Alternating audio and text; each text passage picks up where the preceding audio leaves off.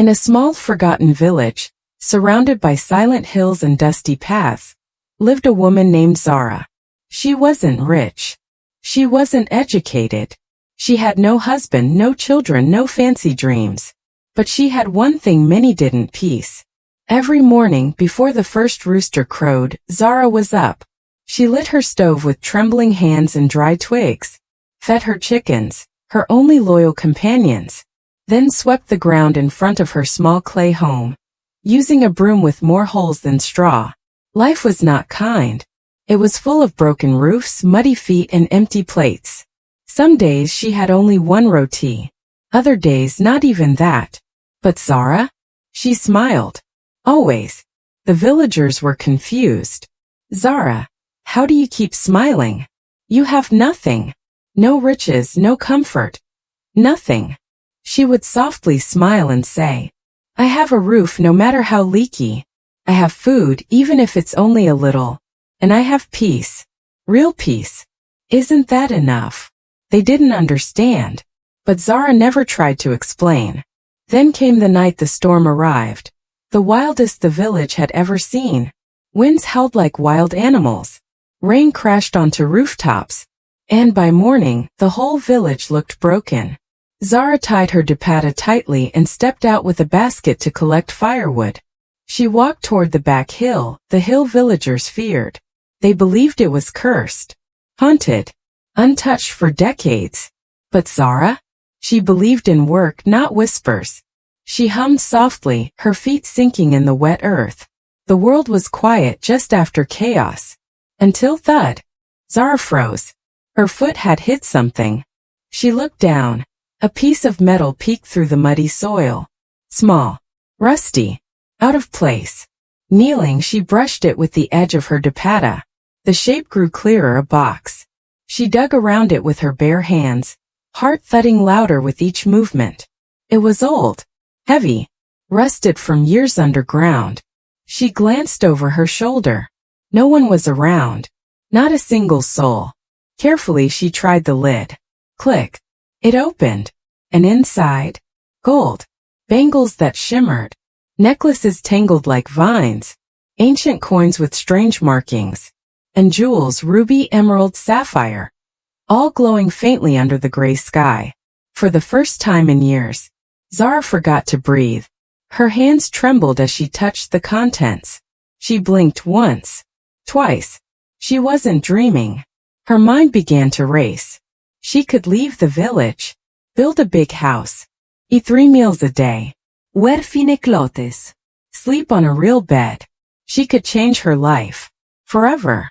The possibilities bloomed in her head like fireworks. And yet, she didn't move. Zara just stood there. Silent. Still. Then slowly she closed the lid. She looked up at the sky, soft clouds drifted slowly. And she smiled. Not because of what she found, but because of what she felt inside. Peace. Zara stood under the morning sun, clutching the heavy box to her chest. The village was waking up. Children chasing chickens. Mothers sweeping porches. Fathers stretching after a stormy night. She walked straight to the village square. Her feet firm, her expression calm. Word spread quickly. People gathered. What's that in her hands? Is she okay? Zara found something. She placed the box on a flat stone in the center of the crowd. With one steady motion she opened it. Gasps erupted. Gold. Jewels. Wealth they had never imagined. Mouths hung open. Eyes widened. Whispers flew from corner to corner. Zara raised her hand to quiet them. She said calmly, "This treasure does not belong to me. It belongs to us." Silence. One elder stepped forward, eyebrows furrowed. "You found it, Zara. It's yours by right." She shook her head. "My whole life I've lived with nothing. And still I smiled. Now that life has given me everything, I choose to share it." Some called her crazy. Others looked at her with awe. But no one moved. Until a small boy tugged her sleeve and asked, "Will the school get books now?" She knelt to him and said, "Yes. You'll have more than books. You'll have dreams." And with that, Zara changed everything.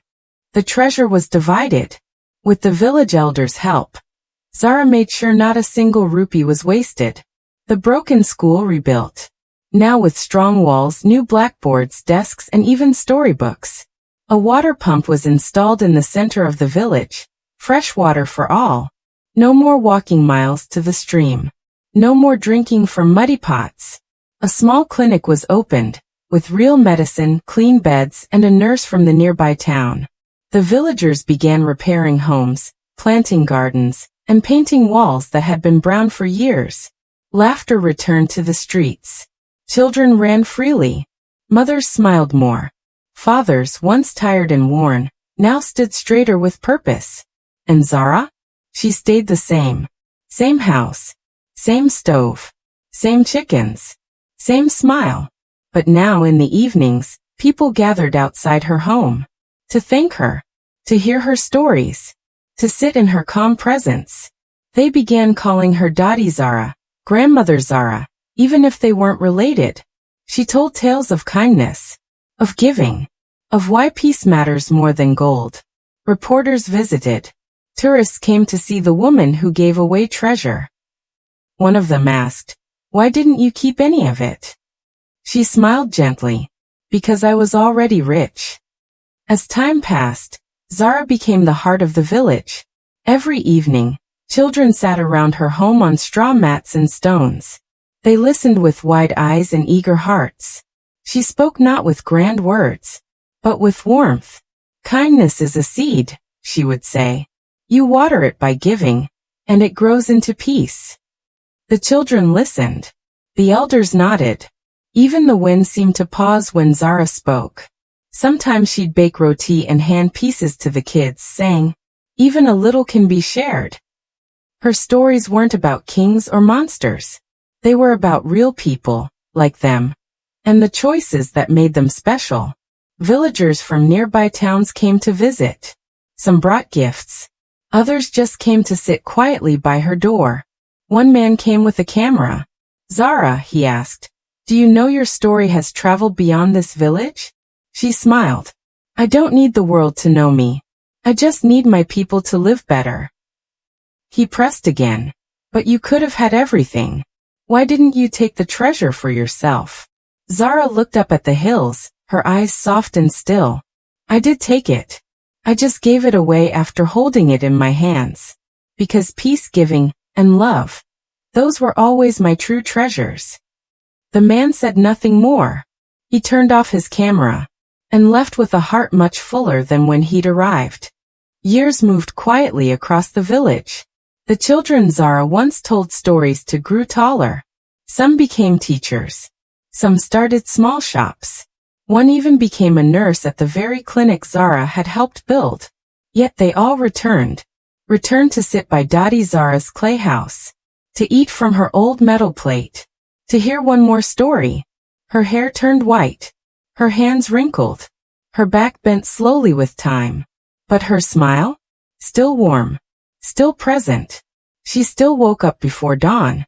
Still fed her chickens, now older and slower like her. Still swept her porch with that same broken broom. And still every evening, she sat by her door, facing the hills, watching the sun melt into the sky. The village often wondered, what kind of woman gives away treasure? But they knew the answer deep inside. Only someone who understands the value of peace. Only someone whose heart is richer than any chest of gold. One girl asked Zara, "Are you ever sad?" She looked into the girl's eyes and said, "Of course. But sadness is like passing clouds. Peace, that's the blue sky behind them. Always there, always waiting." That girl never forgot it. And when she grew up, she taught it to her own children too. Zara's days grew quieter. She walked less, spoke softer, but her eyes still held the same calm glow. The kind only age and peace can bring. The village had changed. Not just in roads or buildings, but in the way people treated one another. Children helped elders cross muddy paths. Neighbors shared food during hard seasons. And no one ever walked past Zara without greeting her with love. Every home in the village had something Zara helped build. and every heart carried something she had said. She never asked for praise, never asked for anything in return. Yet people brought her fruit, warm milk, fresh flowers from the hills, just to say thank you, again and again. One afternoon, a woman from the city arrived. She wore heels that sank into the village dirt, and carried a notebook too clean for the countryside. She asked Zara, "What is your secret?" Zara smiled, sipping warm tea from a chipped cup. "There's no secret," she said.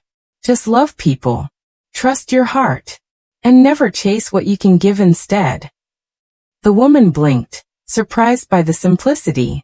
But that was Zara. Simple, strong, unshaken. The kind of person whose silence said more than most people's speeches. And still every evening, Zara sat in her old chair, beneath the same tree, watching the hills turn gold. The treasure she once found? It had long vanished into schools, wells, medicines, and dreams. But Zara's legacy?